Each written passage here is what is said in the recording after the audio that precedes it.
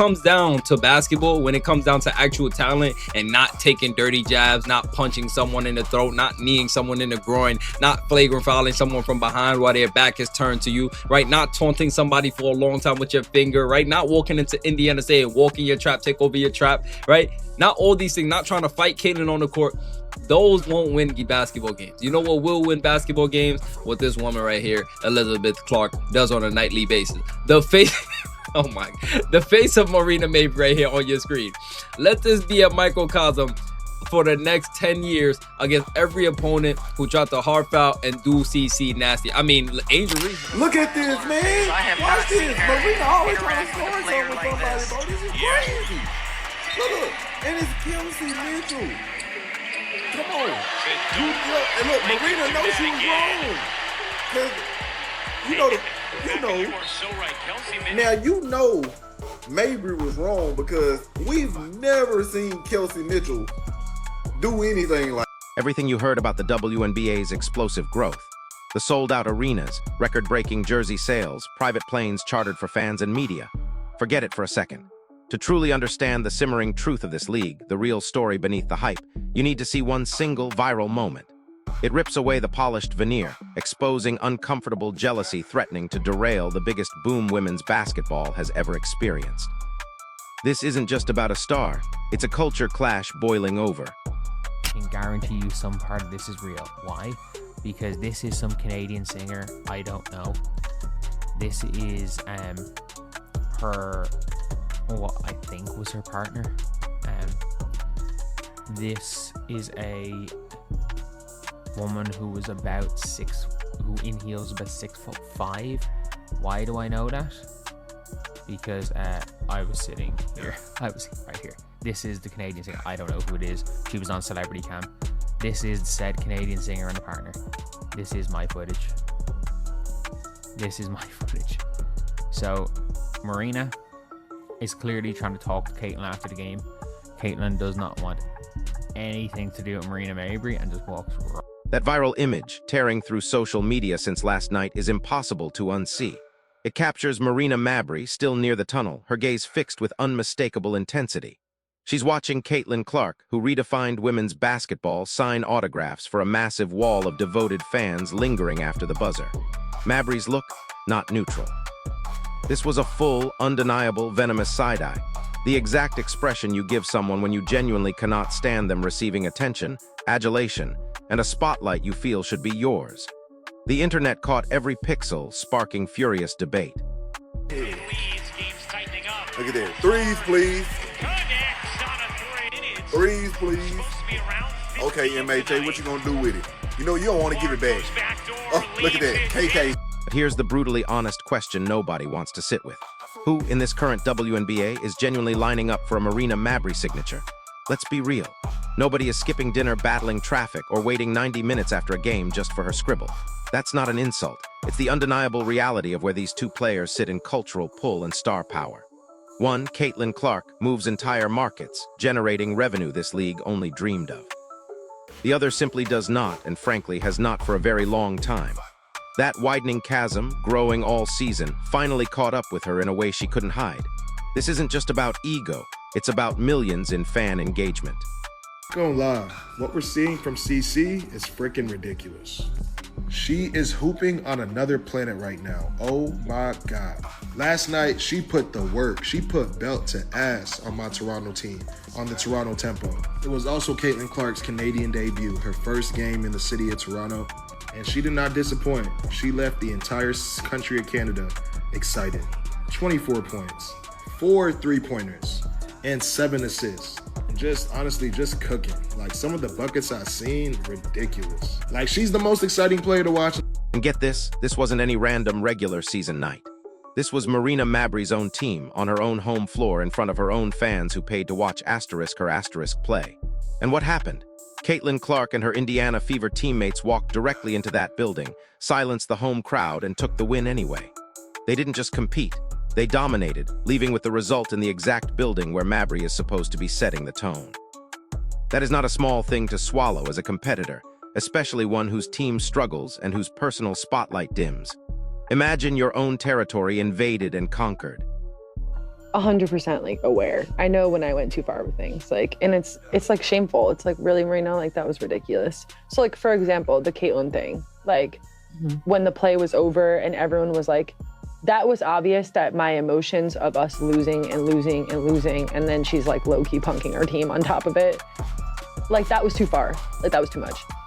But then when you go to like Unrivaled this season and like the little scuffle between me and Suge, like that was perfect.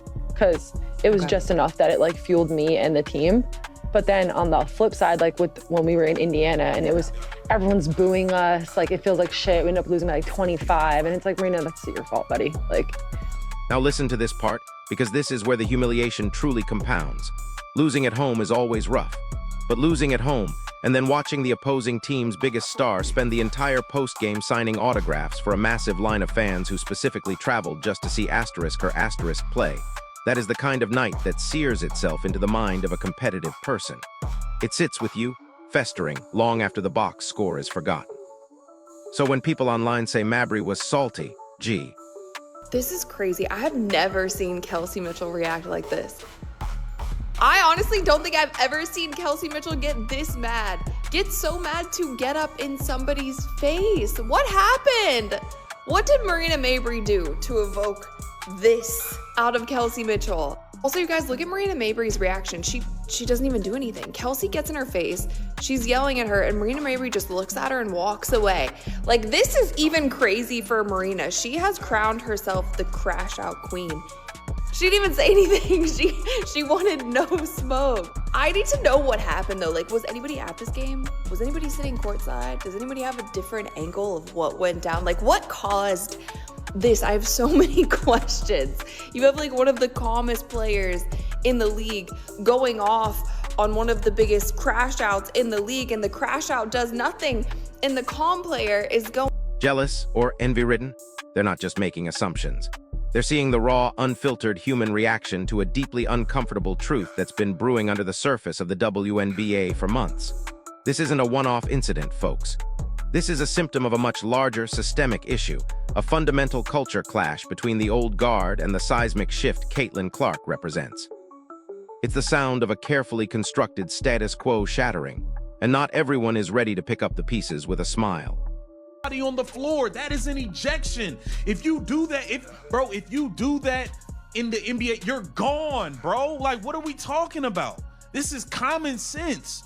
This is the most bottom of the barrel of a professional league I've watched, bro. Like, what is this? And she's sitting there laughing like it, bro. Oh my God, man. WNBA, y'all never fail to outdo yourselves. You guys never fail to outdo yourselves. It's crazy. It's a scrape across the face. That's what Clark didn't like. Boom. Look, she could have got whiplash. Because here's the deal.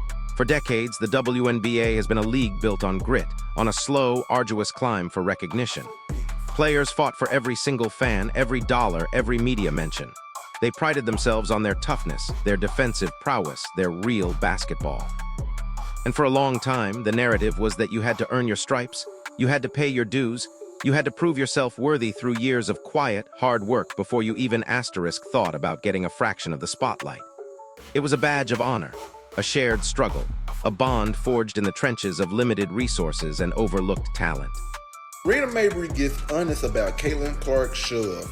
2 days after the shove heard around, I'm pretty sure that means around the women's basketball world, Mabrey was heard saying, D word if I do, D word if I don't. While on Instagram Live. Need to stay off them Instagram Lives. Then she goes on to say, I don't care honestly, I really don't. Obviously, I'm not trying to hurt anybody. I'm not trying to go after a certain player for certain. Yeah, okay. You're not trying to go after a certain player and you're not trying to hurt nobody. But you bulldozed somebody that was blindsided and eventually got hurt. We can literally say that her injuries started from this. Now picture this. Along comes Caitlin Clark. She didn't just walk into the WNBA. She burst through the door like a supernova, dragging an unprecedented tidal wave of attention, money, and mainstream media with her. She didn't have to wait. She didn't have to toil in relative obscurity for years to earn her fan base. She arrived fully formed, a cultural phenomenon right out of college, shattering viewership records and selling out arenas from day one. And that, my friends, is where the resentment truly ignites. It's not just about her skill, though it's undeniable. It's about the asterisk ease with which she seems to have garnered what others fought their entire careers for. Started from the national championship game, and I've been dealing with this for 2 years now. And understanding, like, yeah, negative things have probably been said about me, but honestly, I'll take that because look where women's basketball is. People are talking about women's basketball, but you never would think that when you talk about women's basketball. People are pulling up to games. We got celebrities coming to games, sold out arenas, like just because of one single game. And just looking at that, like, I'll take that role. I'll take the bad guy role, and I'll continue to take that on and be that for my teammates. And if I want to be that, and I know I'll go down in history, I'll look back in 20 years and be like, yeah, the reason why we watching women's basketball is not just because of one person. It's because of me too, and I want y'all to realize that. Think about the financial implications alone. Suddenly, WNBA players are flying charter, not commercial. Suddenly, endorsement deals are popping up left and right. Suddenly, salaries are on an upward trajectory, and the league's valuation is skyrocketing.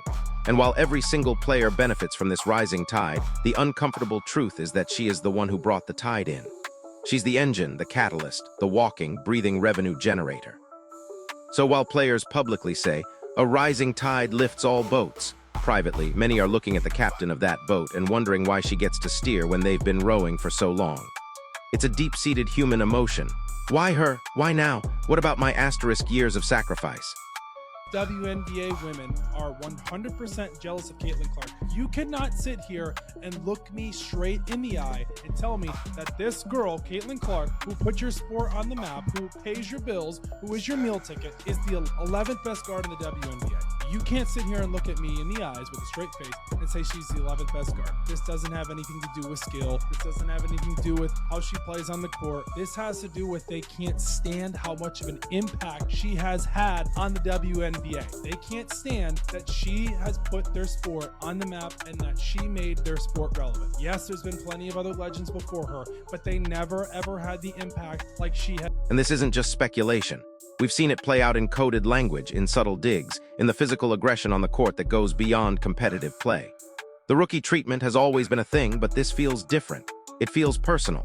When players talk about Clark needing to earn her respect, what they often mean is she needs to conform to their asterisk established pathway, asterisk their asterisk definition of what makes a WNBA star.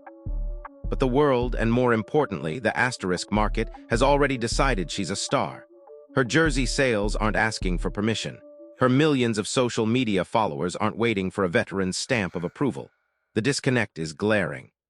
Cool that people are waiting 2.5 hours before. Like, I don't know if I would ever do that, but I really appreciate their support. Like, that's a really cool thing, and it just shows how much this one opportunity means to people to be able to see a player that they probably watched on TV a lot and experience a moment that they've felt through the TV screen or seen online. And I think that's a really cool thing. So I'm just super excited that it's a clash of ideologies.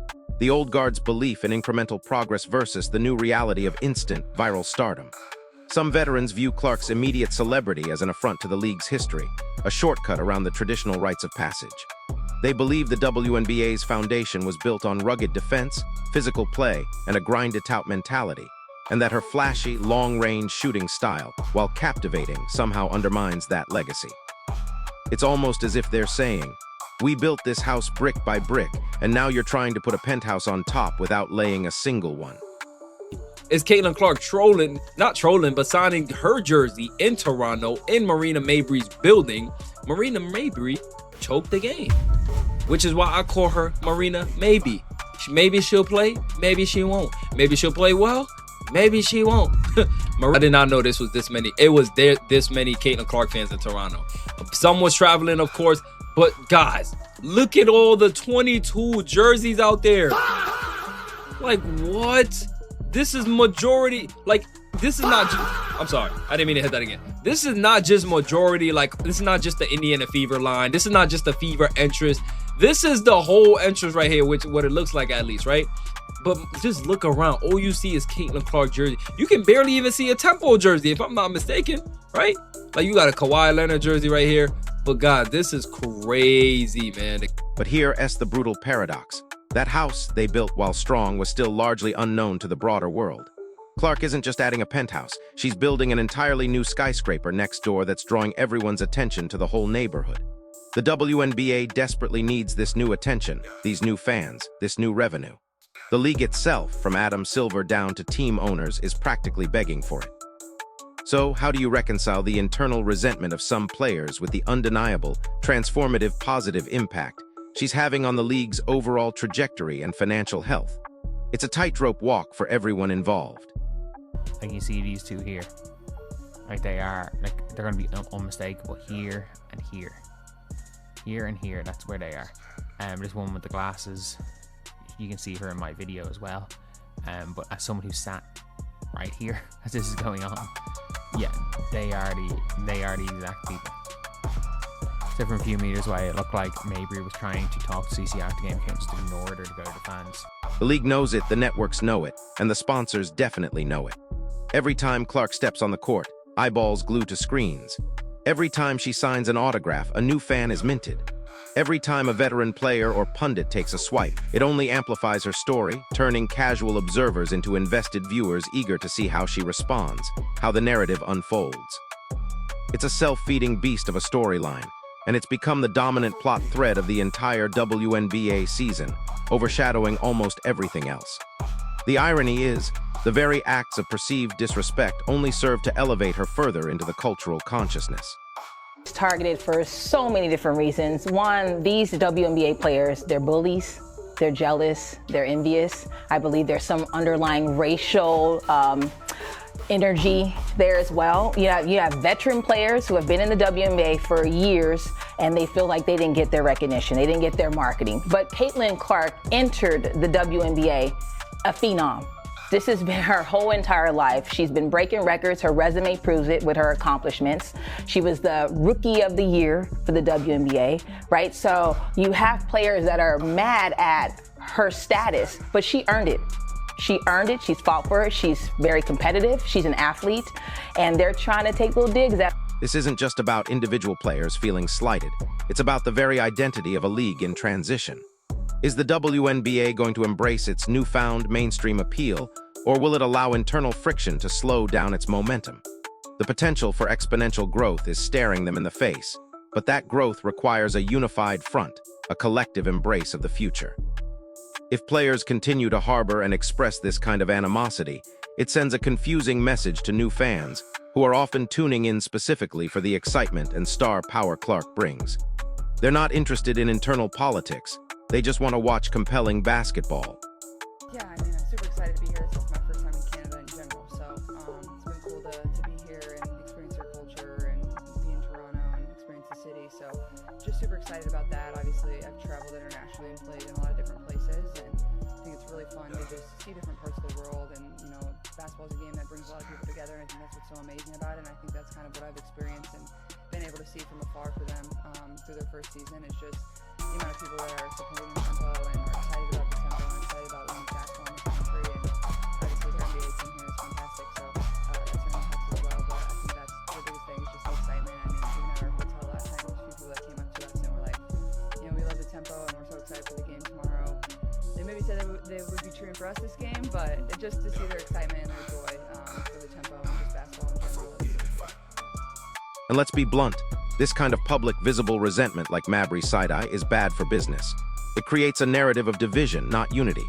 It suggests an unwelcoming atmosphere for new talent and new fans alike.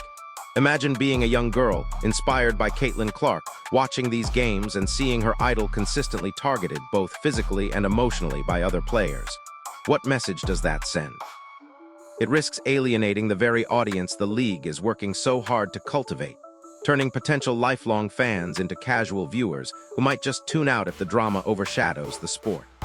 Caitlin Clark is not walking around demanding you talk about her. She's doing the opposite. She's not saying this is my league. She talks about her teammates. She talks basketball. And when she's dragged into controversies that have nothing to do with basketball, most of the time, she'd rather not talk about it. And she shies away from it. The fans made this decision. The audience makes this decision. You can debate whether Caitlin Clark is the best player in the WNBA. I get that.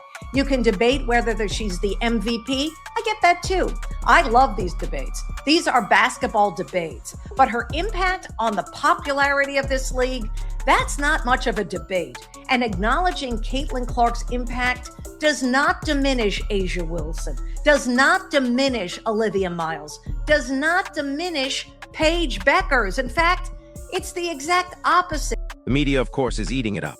It's a ready-made storyline. The established order versus the disruptor, the real basketball versus the show. But while it makes for great clicks and viral clips, it also risks overshadowing the incredible talent across the entire league. Instead of celebrating the diverse skills and personalities of all WNBA players, the focus often narrows to this one specific, often contentious dynamic. It's a double-edged sword. The drama brings eyeballs, but it also distracts from the broader excellence that deserves its own spotlight. So what's the end game here? Does the league step in and try to mediate this culture clash? Do the veterans eventually come to terms with the new reality, understanding that Clark's rising tide truly does lift all boats, even if she didn't build the original vessel? Or will this simmering resentment continue to boil over, manifesting in more viral moments, more aggressive play, and a persistent narrative of internal strife that threatens to overshadow the very success everyone claims to want? This is a pivotal moment for the WNBA, a true test of its ability to adapt and evolve. Because make no mistake, the WNBA will continue to grow. The demand is there, the talent is undeniable, and the cultural relevance is expanding. But how it grows and how gracefully it navigates this period of unprecedented change will define its next chapter. Will it be a story of collective triumph, where established stars embrace new ones for the greater good of the game? Or will it be remembered as a period marred by unnecessary jealousy and internal battles, a missed opportunity to fully capitalize on a moment that could have been truly transformative for everyone? The ball, quite literally, is in their court. And Marina Mabrey's side-eye, that was just the first, unvarnished glimpse into the raw emotions beneath it all.